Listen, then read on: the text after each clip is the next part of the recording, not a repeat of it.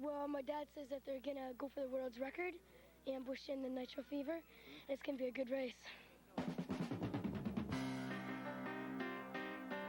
200 miles an hour, a little tough, yeah. Ambush all the way. For sure? Yep, he's going to do it this time. Oh, I would love to try it. Oh, yeah. Yeah, but never had a chance to.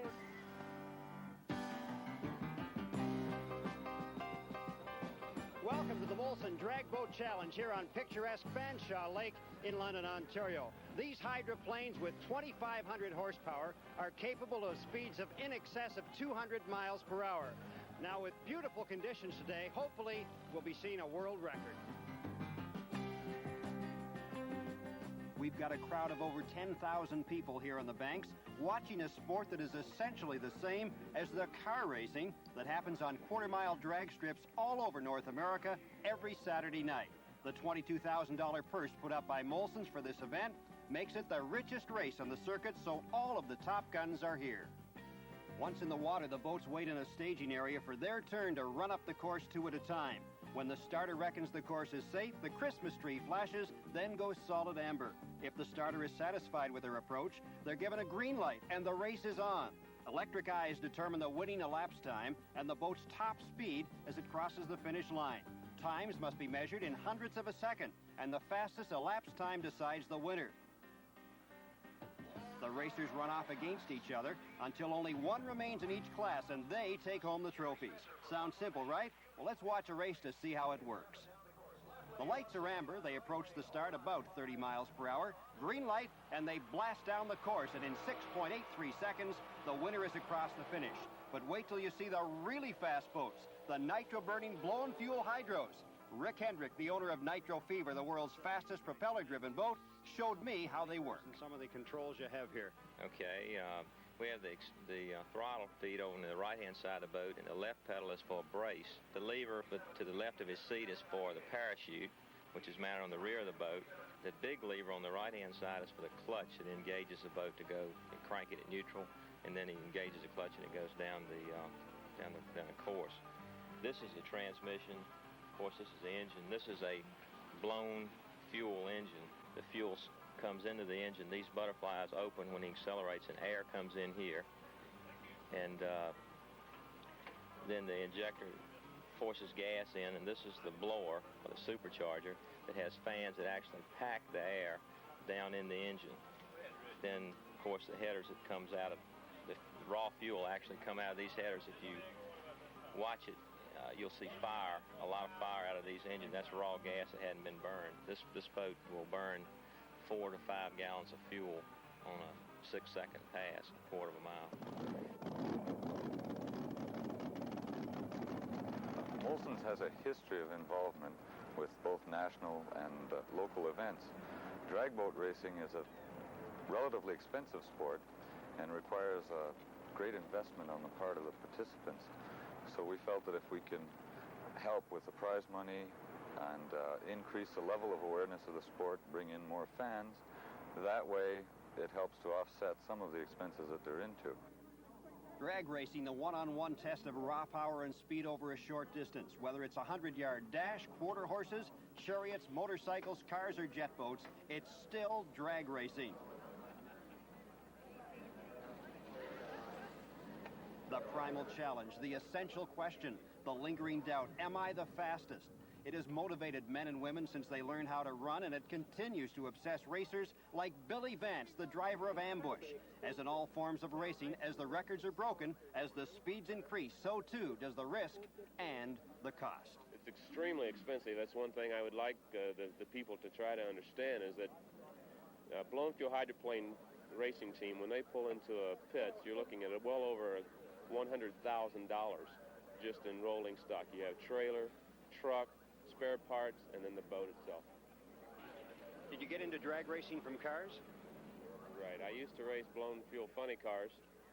I raced those up until 1973, and in 73 I crashed the car that I had and sold the motor to an individual who was building a hydroplane. How do you compare the two forms of racing? Well, the speed itself is basically the same. The the thrill and excitement's a lot more to the boat because you're free, you're sitting out in the open, you're not constrained by roll bars and seat belts, and you don't have a windshield in front of you. It's a very free sensation. The class that I race in is the blown fuel hydroplane class. It's the fastest in this sport.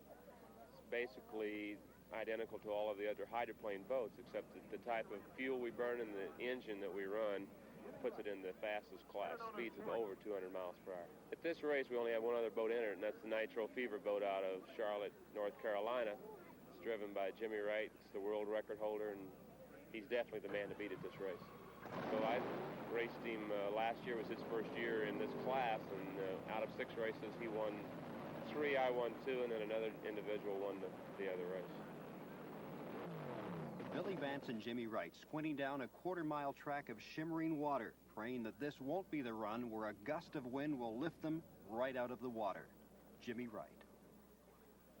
Jim, where is the race won or lost? At the starting line. It's the most critical part of all. The start is, it's hard. You got just a man on the bank to control it. You got 2 guys, and each one of them know. See, most of these boats here, there's only 1 boat link separates them. If you get that there, then you don't have to worry about it down there. Whatever you give away here at the starting line, you can't get back. And it's a lot goes on. A lot of people watch the finish line. There's a lot of action down there. What about the water conditions? What are the optimum water conditions, and how rough does it have to be before you really call it off? Our boat we're extremely lucky. Our boat will run this high of the water. We can run almost any water at all. Better than most. But yesterday, at one point, it was real rough. It was about all you can stand. The stage is set, but only Nitro Fever approaches the Christmas tree. Ambush hasn't moved. The race is by default. Jimmy Wright still gives the fans a good show, booming down the liquid quarter mile in 7.09 seconds, top speed 201 miles per hour.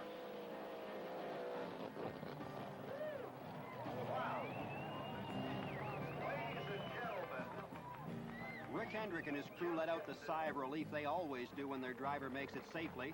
Sure, they'd won, but it was a hollow victory. They hadn't beaten Ambush in a clean run. They hadn't raced. A disappointed Billy Vance is towed in aboard Ambush. It was an inauspicious debut for the brand new boat, still unpainted in virgin white.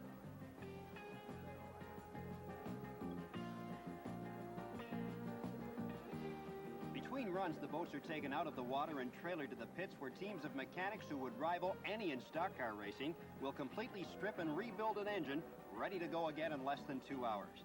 The Ambush crew will search for the electrical gremlin that prevented Billy Vance from starting the 2,500 horsepower beast.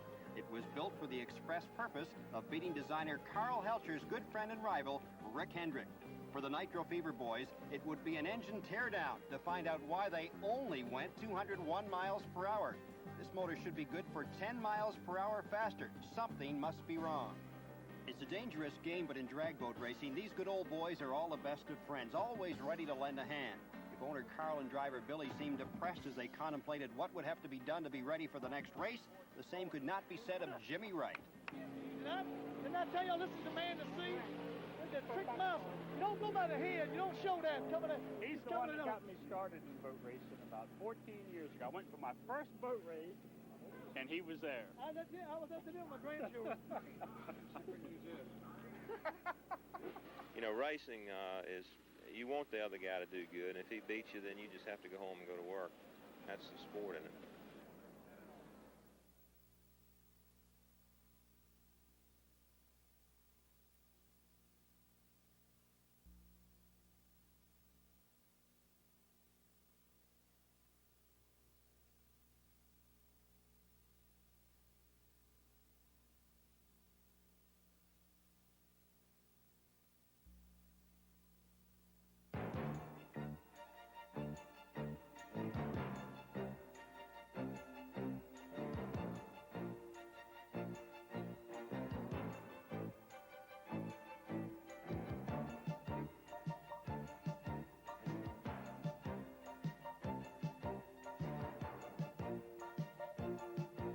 Welcome back to the Molson Dragboat Challenge, where we're going to have a rematch between Ambush and Nitro Fever. Though we've been concentrating on blown fuel hydro boats, there are 12 other professional classes here. 3 main factors decide a boat's class: hull design, either flat bottom or hydroplane; fuel, and that can be gasoline, alcohol, or nitromethane; and finally, whether or not the engine has a supercharger. Okay, here's the situation. The first one, Nitro Fever, ran 200.89 miles per hour. Ambush, meantime, had some electrical problems. They're putting a new engine back in Nitro Fever, and we're just about set for run number 2. Earlier, we saw Steve Wall qualify Iron Mike Express in the blown alcohol hydro class for the main event, where he'll meet Final Effort, owned and formerly driven by Gordon Paget. Just about a year ago, you know, it was there in Flint, Michigan, where it was, or Columbiaville, really. And we made the complete run. It was a little windy and stuff there. We got a little rough water. It was right through the finish lights there, and the boat just went airborne. You know, I lost an eye and broke my leg pretty bad. Drivers have been hurt and even killed in dragboat racing. The risk is part of the attraction, but that doesn't mean the risks shouldn't be minimized. No boat is allowed in the water until the specially equipped doctor boat, a licensed physician, scuba divers, and an ambulance are all in position. At the speeds these boats are going, the slightest ripple or gust of wind at the wrong instant can mean disaster. On a racetrack made of water, all that green light really means is that the course seems safe. The boats and drivers are trailered to the in-ramp, awaiting their turn to slide into the water and proceed to the starting rope. But look closely at the faces of the 6-second heroes. Jimmy Wright and Billy Vance have seen what can happen, and they look worried as they await their turn.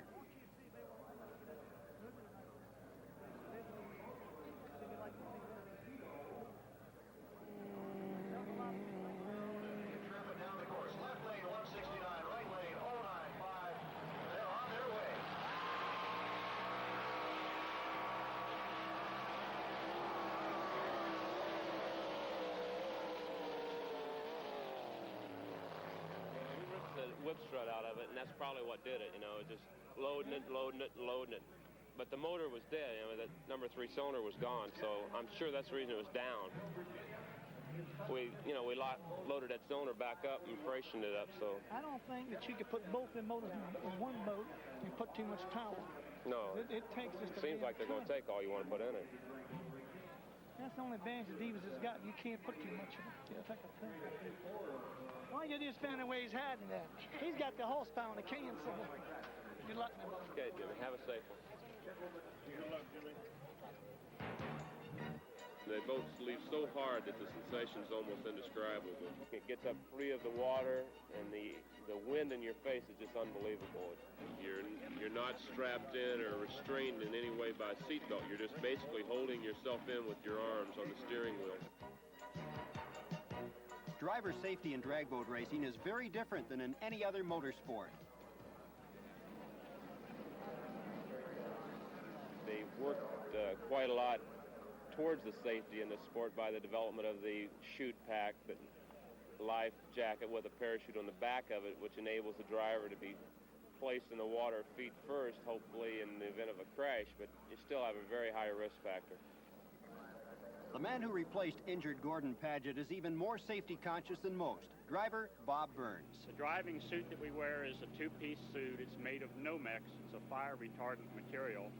The reason for this is naturally in case of engine explosion. As the boat's decelerating, the burning oil has a tendency to come forward, and it would surround the seat and your feet and your body, so we wear the fire retardant Nomex suit. The boots are also a fire retardant, flame-proof boot, and they're good for about the season. The life jacket is probably the most expensive piece of safety gear that we wear.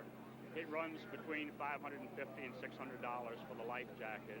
It incorporates a parachute into the back part of the jacket, and you have a static cord that you take and fasten onto a fixture into the boat. Should you separate from the boat at any time during the boat race, it pulls the static cord, pops the parachute, and decelerates you feet first into the water. Hopefully slows you down enough that you're not seriously injured. Once you're in the water, the parachute jacket has the capability of flipping you over face up in the water so that you can breathe in 5 seconds, within 5 seconds.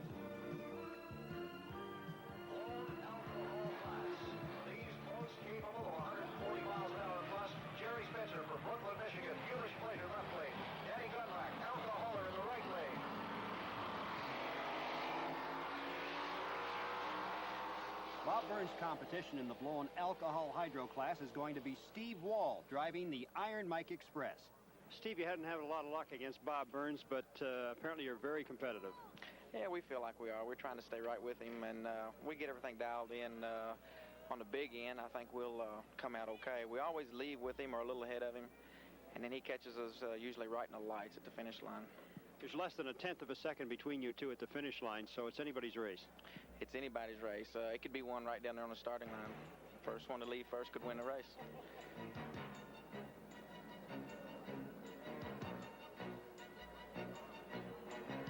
Over 10,000 people came out to Fanshawe Lake here in London for the Molson Dragboat Challenge. After seeing at least 100 heats, hardly a soul is left. We're getting down to the finals in the two top hydro classes. This is Bob Burns driving Final Effort, the world record holder in the blown alcohol hydro class at 183.29 miles per hour. And this is the challenger Steve Wall from Kentucky aboard Iron Mike Express, a boat that he says can beat the record.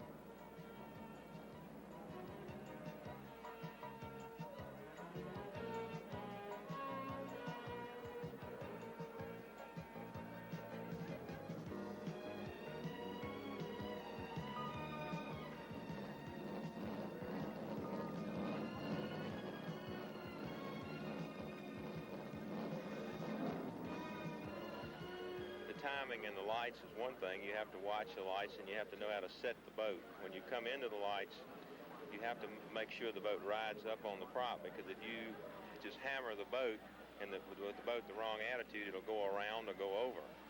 So it is a lot to setting the boat on the starting line, and then just to be able to drive the boat and keep it in the course is important.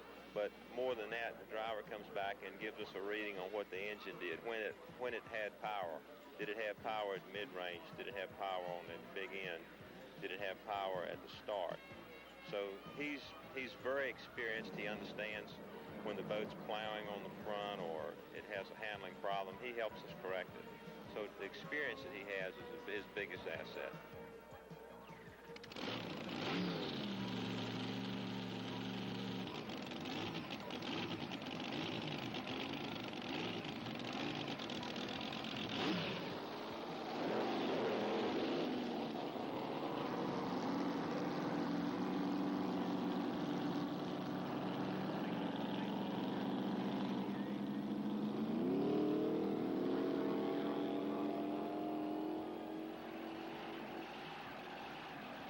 As Billy Vance and Jimmy Wright steer their Thunderboats out to join Burns and Wall on the starting line, we'll take a break.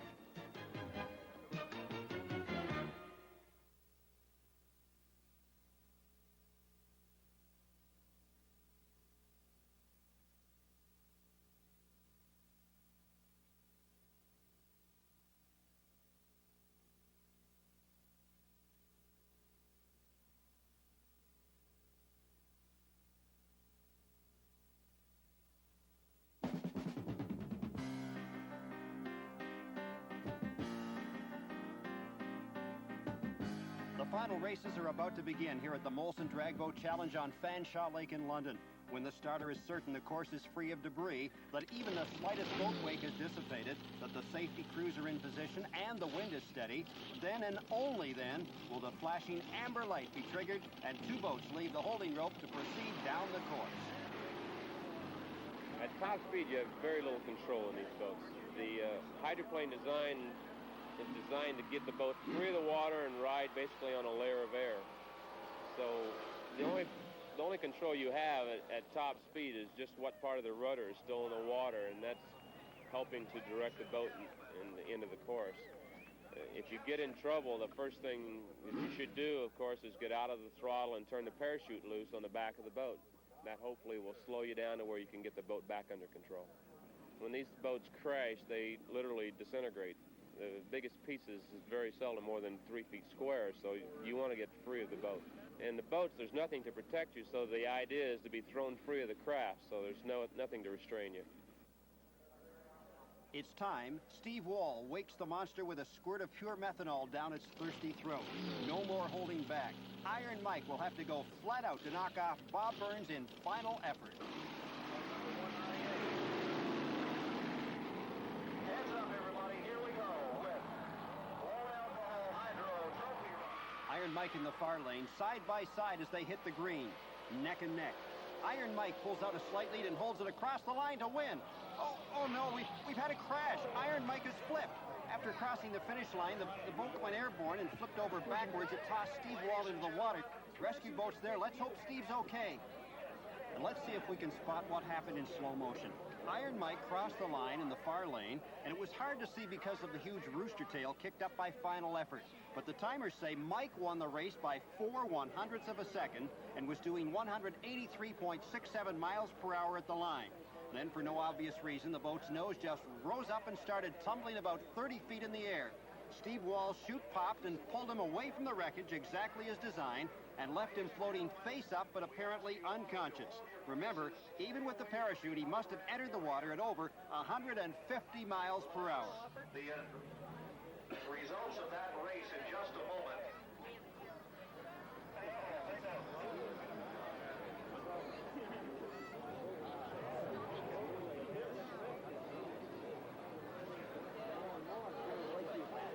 Drivers, take a walk, please. Drivers to the inner ramp.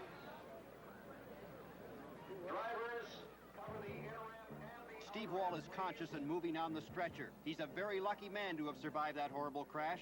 The Iron Mike Express was completely demolished. It simply disintegrated on impact. No two drivers could be more affected than Billy Vance and Jimmy Wright waiting on the holding rope. They could quit right now, and who could blame them? But these men are professionals. If they walk away now, they'll never be able to climb into a boat again. Jimmy's had a couple of bad accidents, and he made it okay. But that's the part of the racing that I would like to get out of. If I quit, that's the reason I'll quit, because I don't want to see him get hurt in the boat. But his comments to me were last year, if I die in the boat, then you know that I died doing what I wanted to do, and you made me happy. So I guess that's his attitude, so I respect his opinion. At last, the race is about to begin. They roar towards the start.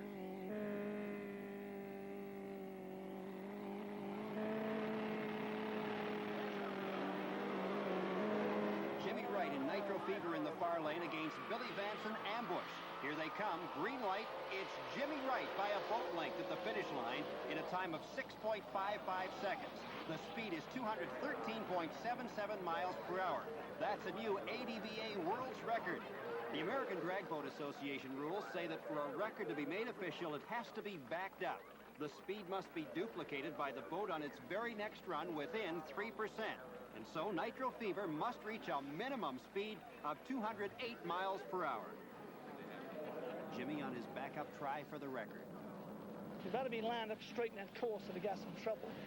You just hope you do everything right and hope that nothing goes wrong. You concentrate so hard on what you're doing that you don't realize that, how quick it is.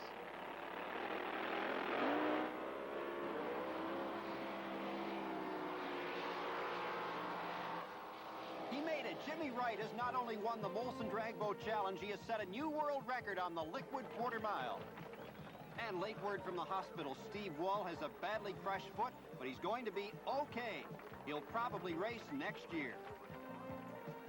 Jim didn't feel like a record time. Ken felt good, but you can't really tell him mile per hour. This motor's got more left in it. Jim, congratulations again. Thank you. Jim Wright, of course, wins the Molson Dragboat Challenge with a tremendous run, a record time. I'm Bill Bird, bidding you a pleasant good night.